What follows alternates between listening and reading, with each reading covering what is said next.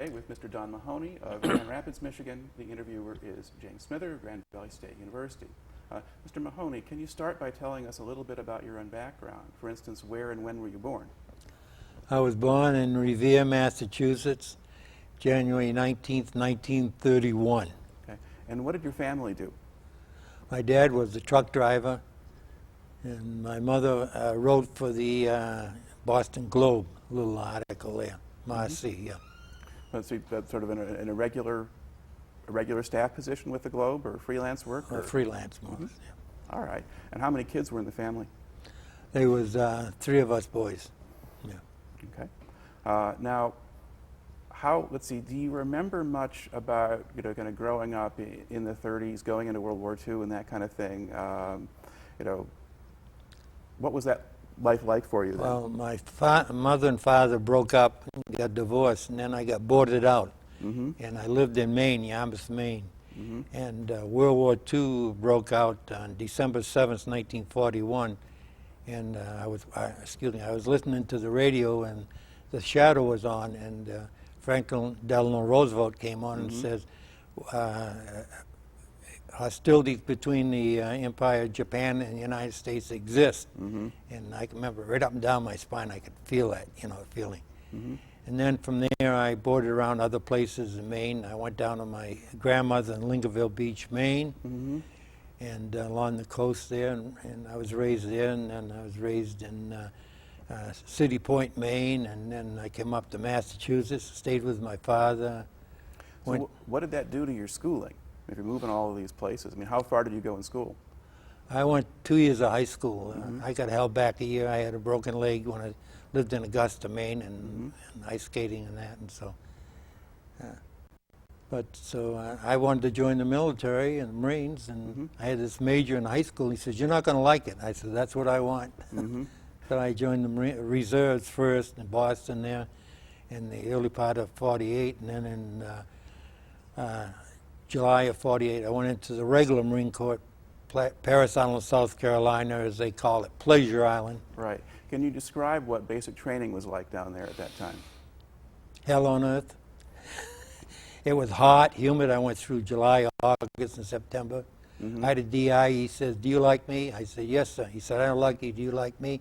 I said, "Yes, sir." He said, "Well, I don't like you." I said, "I don't like you." And it went on like that. We'd change uniforms 4 and 5 times a day, and we didn't have any mother to wash our clothes or anything like that. Mm-hmm. We came out of honor platoon, yeah. All right. Now, the group of guys that you went in with, did they mostly make it through the training okay, or did some wash out? Or Most of them made it through. Yeah. how did you respond to the discipline and all of this kind of thing? Was it hard to adjust, or did you do it fast? Or No, I adjusted to it because I joined the Marine Corps to find a home. Mm-hmm. And so I did what I was supposed to do. I didn't like it a lot of times, but I did it, yeah.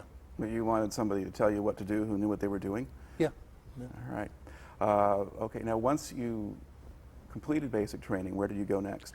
I went to Marine Barracks, Portsmouth, New Hampshire, as a Marine security guard on the main gate there. All right. And so what were your regular duties at that point?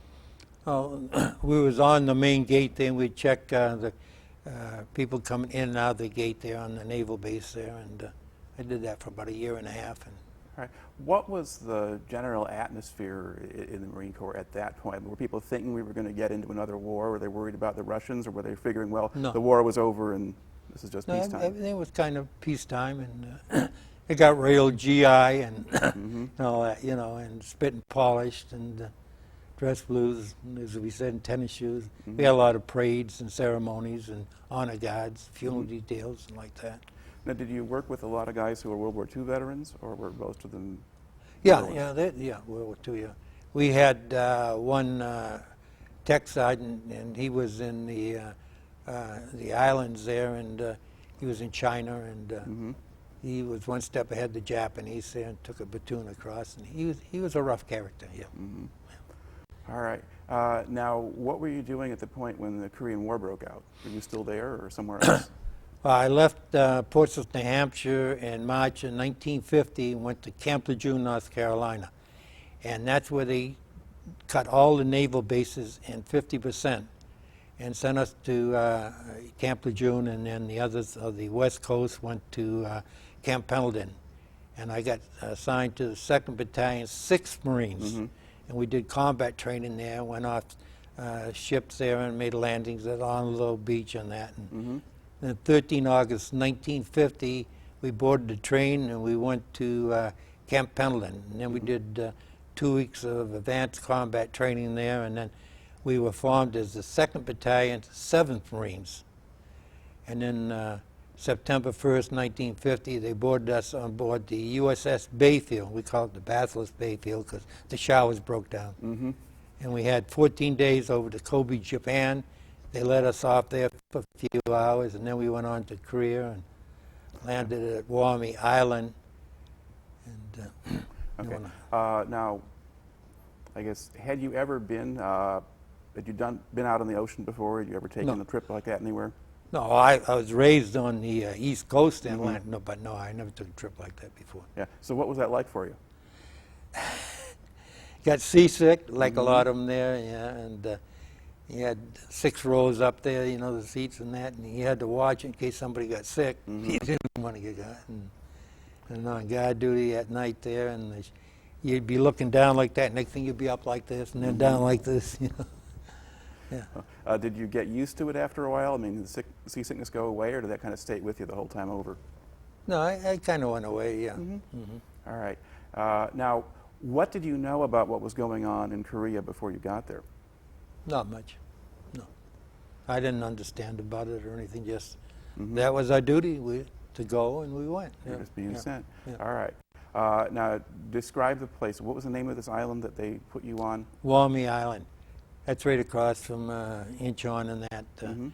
On 15 September, the main landing in Incheon was made, and we were floating reserve, the 7th Marines, Mhm. and we were reserve. And what we did, we went from Walmy Island to Kimpo Airfield, Mhm. then on to Seoul and that, you know. And All right. Now, what did Korea look like to you when you got there? That area around Incheon, Seoul, and all that. What kind of? it was run down. It was like being back on the farm again. Mm-hmm. It just, it didn't smell too good, yeah. Yeah. But once you got used to that, like as a farm boy, that, you know, you got Mhm. used to it. Okay. But the rice fields and all that, you know, rice paddies and that. And Yeah. Well, what was there a lot of evidence of the war that had passed through? Were there? oh yeah, yeah. You see dead bodies here and there, and Mhm. you know, and that alongside, you know. Now, how were the? What did you see much of the local population, the Oh Koreans yeah, themselves? Papa Sans, Mama Sans, yeah. Well, Yeah. in what ways did you have contact with them? Well, they'd come along and they wanted some stuff, or they tried to hand out some stuff, Mhm. you know, and you know. They Papa Sans, they would have these long pipes there, you know, and Mhm. a silver bowl there, and had a little stuff in there, Mhm. smoke in that, yeah. All right. Were they trying to get food or just A little bit of everything, yeah. anything at that point? But they were real friendly, though. They were Mhm. glad to see us, yeah. All right. Now, what kind of actual duties did you have once you got there? I mean, what were you or your unit actually doing? Well, as a headquarters company, we more or less supported the other line companies there, Mhm. and a lot of time I was a runner between the headquarters and the other companies, Dog and Easy, and Mhm. you know, and that, and All right. Fox Company. yeah. Okay. Now, was your battalion in action regularly, or mostly? Yeah. Okay. Yeah, And Dog Company was the one that seemed to get it. Dog Company was known about every Sunday, you know, have to have replacements because they got hit. Mhm. Fox Company was one that always seemed to get bayoneted, and Easy Company would get overrun and All right. like that. Now, at this phase of the war, there's a fair amount of movement back and forth. And Mhm. after Incheon, MacArthur goes well north into Korea, and then eventually the Chinese counterattack and push him back south again. Was your battalion part of a lot of that movement? Were you going up into North Korea? Well, first of all, we went into Seoul, Mm-hmm. and then 29 September 1950, Mhm. that's when Sigmund Rhee and General MacArthur met there, and we Mhm. secured it. And we were on the outskirts, and that night I was on guard duty. Next thing I know, I heard a shot, and I got stung right across my left cheek here. Mhm. A bullet had grazed me, you know. So I went down to battalion aid, and they painted me up, and So the next day, the guys called me Rudolph the Red-Nosed Reindeer, and that, and kind of laughed about that. And then we went on from there, you know, and that. And then Central Korea went on, and 3rd of October, 1950, went into Ujeonbu. And where is that relative to Seoul? Well, it's just up a ways going heading north, yeah. Don't quite remember, but Okay. so we had a little action there, and then we moved up north there, and the rest of it's kind of vague. And then by the time we went up to Hungnam there, and being with headquarters company, we were kind of behind. The other companies went up to the Chosin and that. Okay. We were supposed to go up there and meet with them, and we got cut off, or one off, and another one got killed, and they shut it closed. So I was at the Chosin. I stayed at Hangnam. And that was where November, they December. retreated back to? Yeah.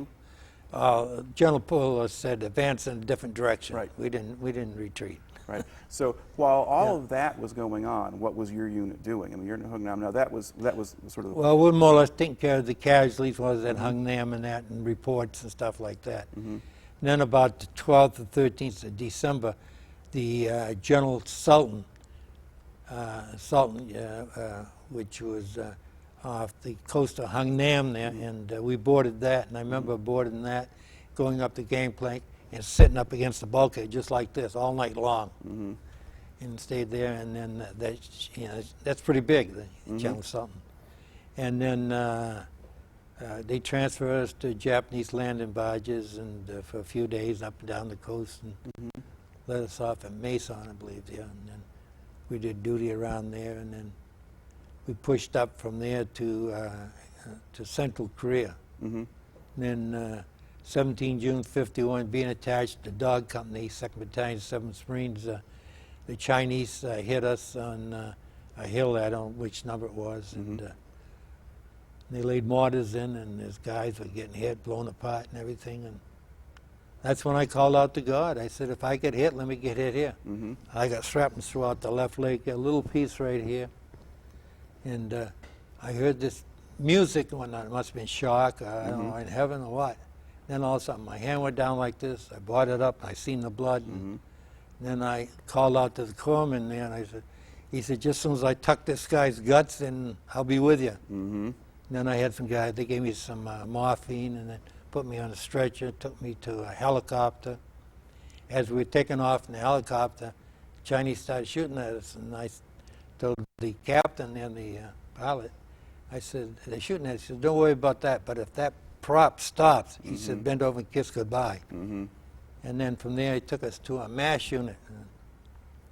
And that night in the tent there, I had a bad night, and seeing the guys that were killed and all that, you know. And I had this Navy nurse and a corpsman there was comforting me in that. And then the next day, they brought us on a truck, took us to a train, and then we went on to Incheon, Pusan, Pusan.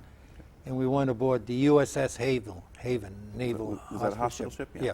Okay. Yeah, and the Repose was there, USS Repose, and Danish ship, the Jutlandia was also those three hospital ships. And while I was aboard there, I met up with this Greek and Turkish guy, and they kind of felt sorry for me, wheeled me around in a wheelchair. And the nurse says, well, can't you get them quiet at night and let them do it during the day? But they wouldn't listen. And so it was good. But them nurses and doctors, they were terrific. And I spent almost a month on the hospital ship there. And years later, this Korean veteran there, Bob Mulder, he'd been on the Jutlandia the months before, and I was on the Haven. Right. And today, a small world, you know. And we're good friends, you know. And he was an Army medic. All right. Now, how did you spend your time when you were on the hospital ship? What was there to do? Because I guess you were in reasonably good shape compared to some of them. Yeah. They could get you around, that kind of thing. Yeah. So what were you doing? I don't remember too much other than just going out reading and just going out looking. I went down to the fantails to rear the ship there. And I looked at this one guy, and what came into my mind was the Tennessee Waltz. This guy was Bob Green from Tennessee, and we were in boot camp together, and he used to sing that all the time. And I hadn't seen him since that boot camp, you know. And that was a 48, and this is 50. Yeah. Right. Yeah. And we just played cards and just, you know, I don't remember too much. And then I got off there and then caught rides by Army, trucks, or anything, went back to the front line because I knew I was ready to go back with rotation of 2 Purple Hearts. So they were going to send me to Kuska and Naval Hospital there, you know, and I said, I don't want to do bed pants. So sent me back to line, and so I went back there and stayed there a couple of days, and then we come back and went back on the General Black. And So your whole unit then is being pulled out, or no, or you no. were simply finished yourself? I was simply finished with 2 Purple Hearts and rotated back to States, yeah. Okay. Now, before we get into that kind of thing, tell me a little bit more about just the physical conditions of living in Korea in that period there when you're first kind of at Seoul and Gimpo and so forth, and then over at Hungnam. What kind of quarters or accommodations did you have, for instance? Where were you sleeping? On the ground, in a shelter house together, you know. And I remember we're on this one hill, and the food supply didn't get through. Usually the Koreans were the A-frames there, and they'd pack the food and bring it up to us, and they didn't get through that night. They got cut off, and we were, you know. And so I threw away a can of sea ration there, and about 2 o'clock in the morning I was hungry. I went on all fours out pouring rain and found it and ate it, and it felt good, tasted good. But, you know, like that, and the sea rations, they were good. Cigarettes, you had 4 cigarettes in a pack there, and you had to watch when you lit them up. They were so dry from World War II, they sprayed up there. And when we got it back to Incheon there at the steel mills there, we all got dysentery because they had 5-in-1 rations compared to our sea rations, you know. And Can you explain what that difference is? you had to go all the time. Oh, all right. So the rations themselves were bad? No, just a change, you know. Okay. The food and that. Yeah. But you But weren't. it was more than we usually had. It was richer, you know. Yeah. And you weren't used to it. No. Okay. What was the when you're there, at least into that winter there of 50 and 51? I mean, how cold did that get? 20, 30 below zero there. You get a cup of coffee, like just going in thin ice there. You keep your hands warm, you know, you kind of had that. And when we come back from there, they took the union suit off, and it came off in pieces. It wasn't the best, you know, part, you know. Yeah, well, I don't know. How long had you had it on? A few months. Yeah. Yeah.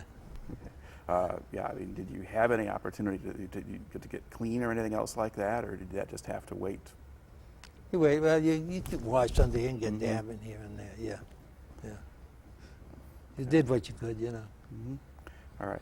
Okay, and then in the phases, sort of, you know, where your unit is on the line, I mean, were you facing Chinese soldiers most of the time, as far as you can tell? Well, or? like I said, at that time in the north there, I was back at Hungnam, Right. see.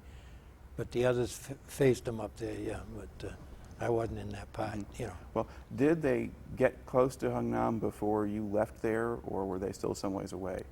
They were a ways away. But, But we were cut off from there, you know, and the guys fought their way back down to the coast. all right. Now we kind of have you on the ship, and they're sending you home at that point. Where do you go once you get back to the States? I went to Camp Pendleton. From San Diego, we landed there, went to Camp Pendleton for processing. And then I got stationed, well, see, I was extended, the Truman extension, 1 year. I was on the hospital ship there, and so they sent me to Boston, Mass., the Fargo building. Right. Oh man, that was lush, you know. And so it was so good, and that was in '52. And so while I was there, and get ready for discharge and that, and there wasn't any jobs. I mean, there was nothing. I had 2 years of high school and that. So I re-upped because I had 2 Purple Hearts, and I was re-up means re-enlisted. Yeah. Now, didn't you have a problem with the draft board there? In Korea, yeah. I got a notice that I failed to apply to the draft board, so therefore they had a warrant for my arrest. So I told the sergeant major, and sergeant, I said, "Can I go home?" He said, "No." Oh, you So wanted to he go took home it. to get arrested?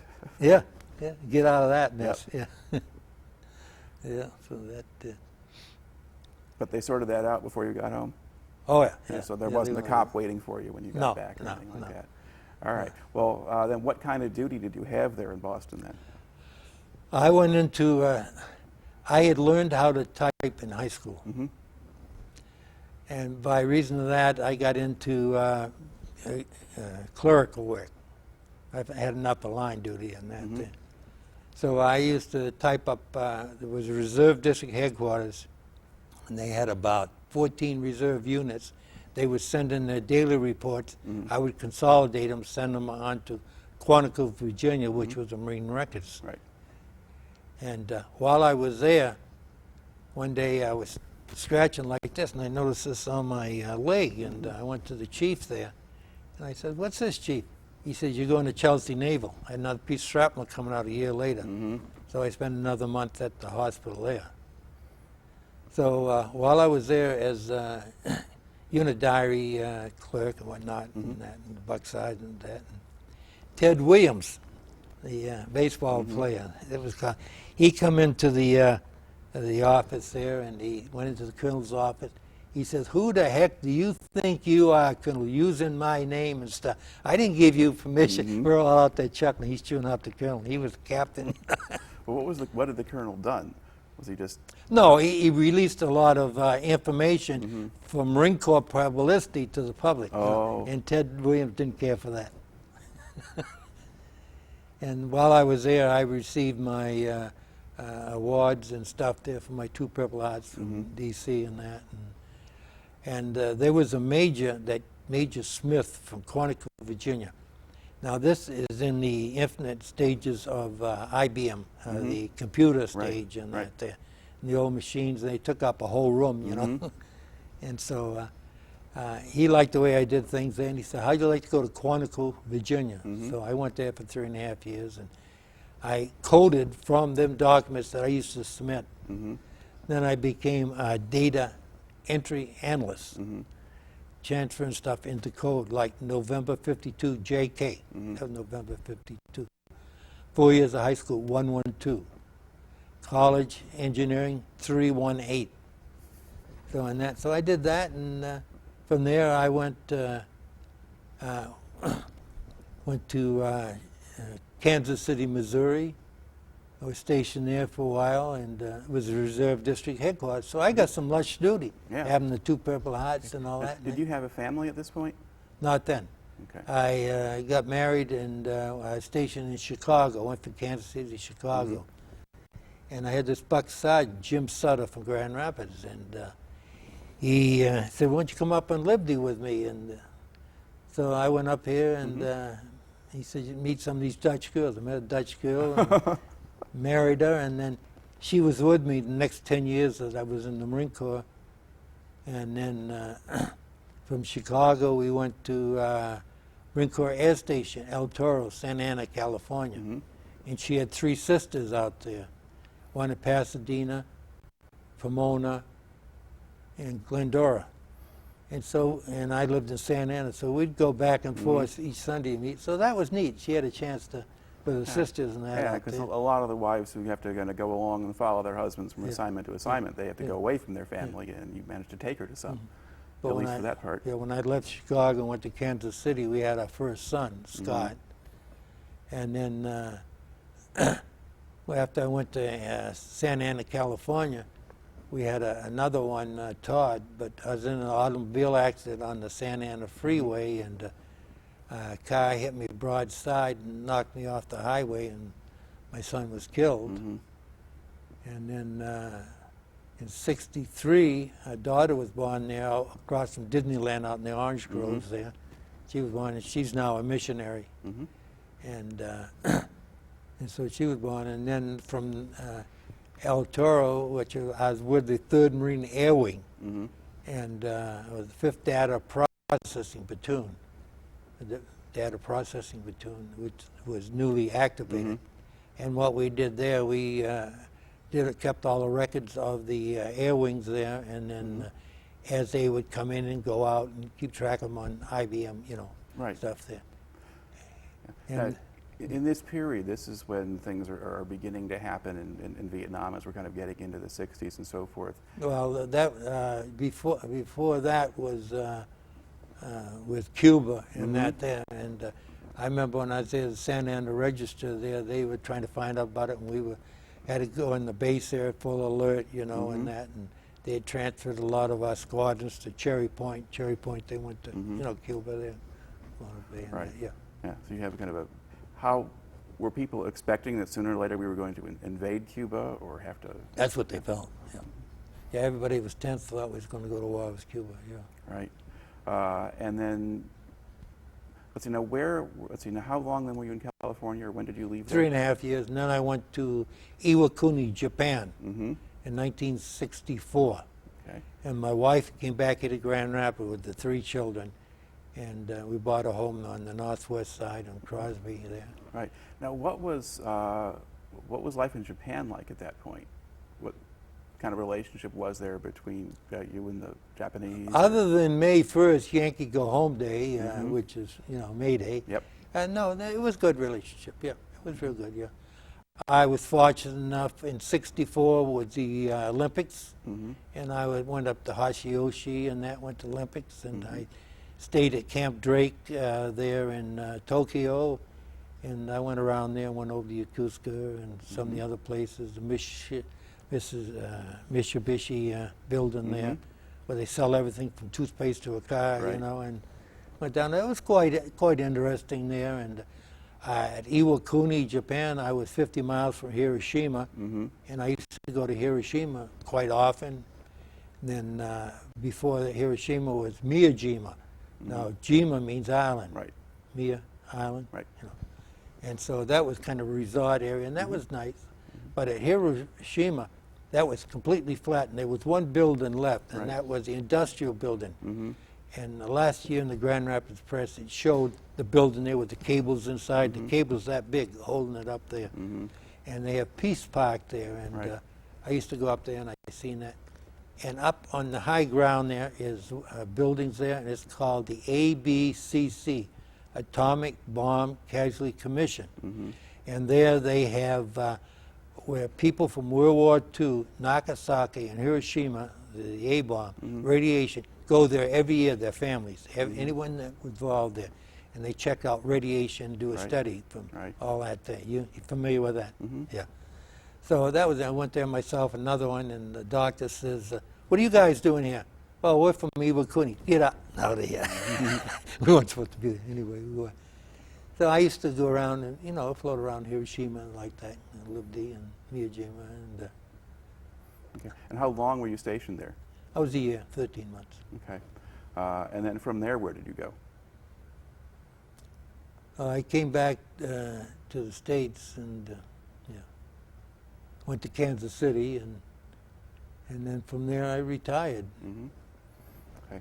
Now, in were you 96. following what was happening in terms of the buildup in Vietnam there in the mid-60s? Okay, while I was at Iwakuni, the major called 2 of our staff sergeants down. He says, one of you going to Da Nang. That's where they did the mortars, whoop, whoop, Right. And that was 1965.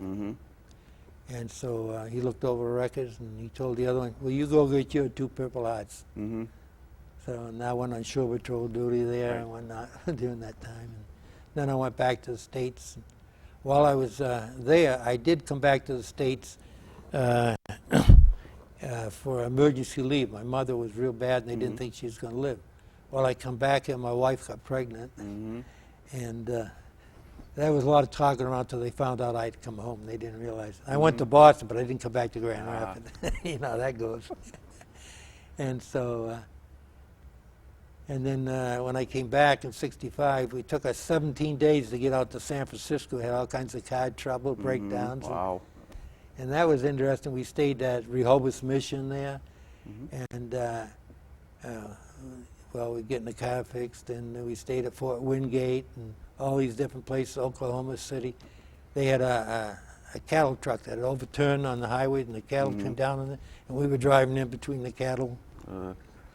So it's been interesting. That, and I got in San Francisco, and when I reported in, they said, we were wondering who the Sergeant Mahoney was. 17 days we'd be keeping track. Yeah.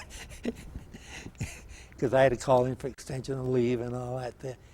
And while I was there, I got, I was at 100 Harrison Street there. And we lived right by the, my son was born in the Presidio, the hospital there, and Fort Letterman. And we lived right in quarters. We lived by the Cow Palace, and then we got from there, we went to quarters right by the Golden Gate Bridge. So that was interesting there. Nice. Yeah.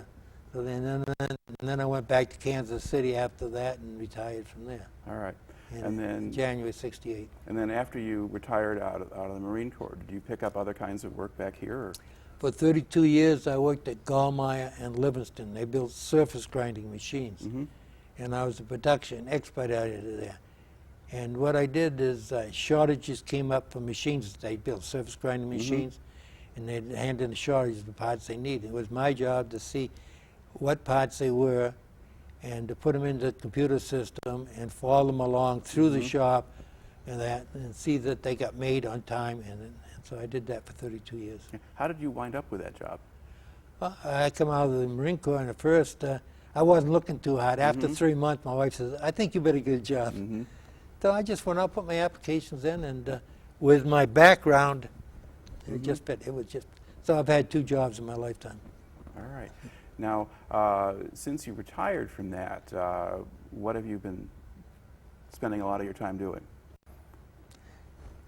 Well, you've got, well, this was the Korean War vets here. Tell us a little bit about that group and what you're doing with them. Well, there's about a dozen of us. We meet at the VFW Hall at Crescent Post. We meet on the 3rd Friday of every month. We also, a bunch of us go to the Veterans Home. We're going to start going there, and on the first Wednesday of every month. Basically, at the Veterans Home, what we do, we meet at Cozy Corner. That's a place they have a pool table and coffee and stuff like that. And we just meet with the veterans there. And out of that, one thing that was neat, this one gal, her father was a POW in Korea. Well, one of the guys that we have in our group, John Erickson, was a POW, 33 out of 37 months. He'd been in Camp 5 and Camp 3. And he knew this girl's father. And he's been telling her and going over and sharing that with her. And she's just elated. She's just so happy. Stuff she never knew. And he knows, I went on the internet and I found 27 pages of POWs. And he knows most of them. And he's making contacts. Wow. That's one. So my ministry, as far as the church and far as the men here, is to minister to men. I believe that's what the Lord wants me to do. So that's what I do. I try to minister to men. In the church, I've had my wife and I 6 years as an E-group leader, and then another 11 years Men in Proverbs, men's ministry that I minister to. Yeah. Now you're also going into the schools too, aren't you? Yeah.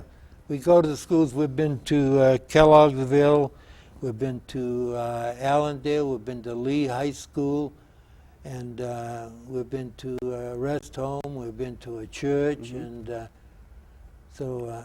and what do you do when you go there? Well, usually about 8 or 9 of us go, and first of all we introduce ourselves, and then we have each one tell their story, and they say, what should we say? I said, you tell them what you think you want them to hear. And as they respond to you, you respond back to them. And then we show poster boards and stuff and all that about career and that, because a picture's worth 1,000 words. And what it does, a lot of these men here held a lot of this stuff in. Now it's out there, and they feel better. And the mission, one of our missions, the Korean War Veterans Association, is to tell our story to the rest of the world. And from the students, what we found out, one of them, they say, yes, we get it in the history books, but not like what you guys tell us. Now we understand what it's about. have one retired school teacher. He tells about the tides of Incheon, which is not in the book. 32 feet high, these tides. And he spends 20 minutes telling how China come into it and that. Another one of the POW, he tells about his almost 3 years in the prison camps there. And that is chilling. I mean, and that. We have a medic. He tells about things about a medic. We have guys from the artillery, and they tell about that. Another one about the Greeks that he served with the Greeks.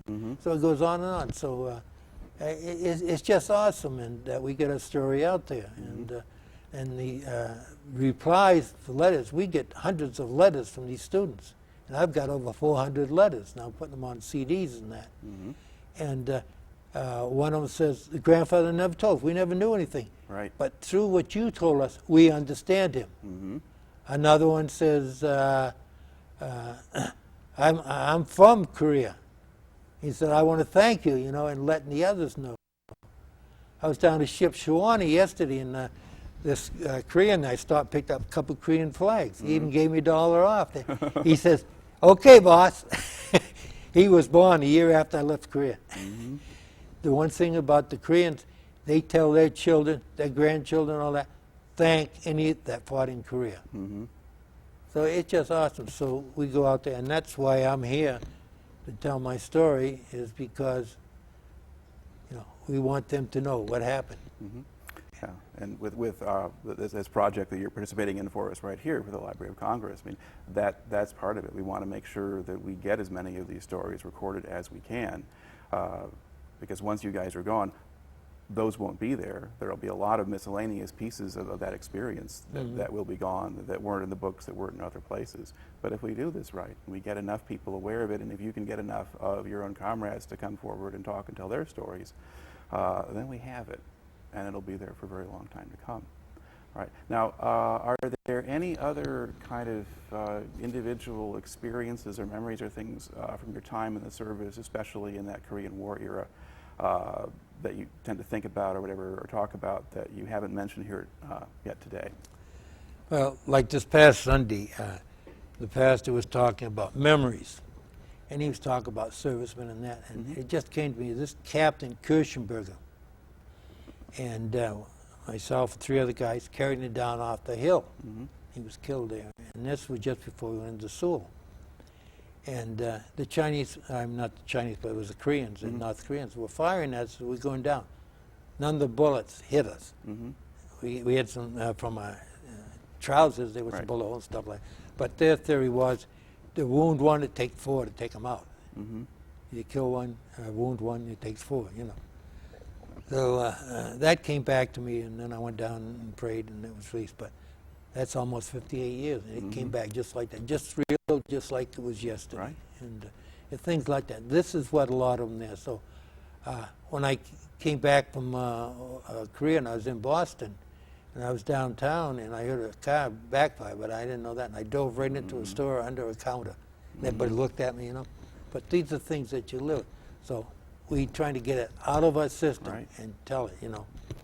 But some of the real bad stuff, I've just forgot it. I've just blanked it out. But the others there, we try to, you know, tell it and that.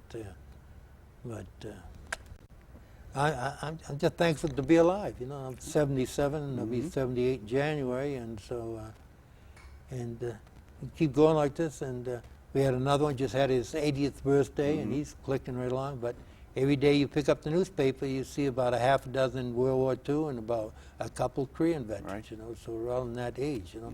Vietnam's in the 60s, they'll be coming. Myself and a couple other guys, we belong to the Military Order of the Purple Heart over here at the American Legion Hall there on was that on, over there by Ivan Rest between Clyde Park, and not Clyde Park, but now anyway. And we belong to that, and Don Kramer is the commander of that, and so we belong to that, and so, you know, it's really something then, too. And then the VFW Crescent Post and that. And so we're just trying to, and part of our mission, too, is also is to care for our other veterans. And that's the main thing, get the word out. All right. Well, thank you for doing that, and thank you for taking the time to come in and talk to us today. Yeah. But memory's kind of hard. He just, all that years. That's right. Thank you, Bill. All right. And we can just switch our mics off here and then I'll go wake the guys up and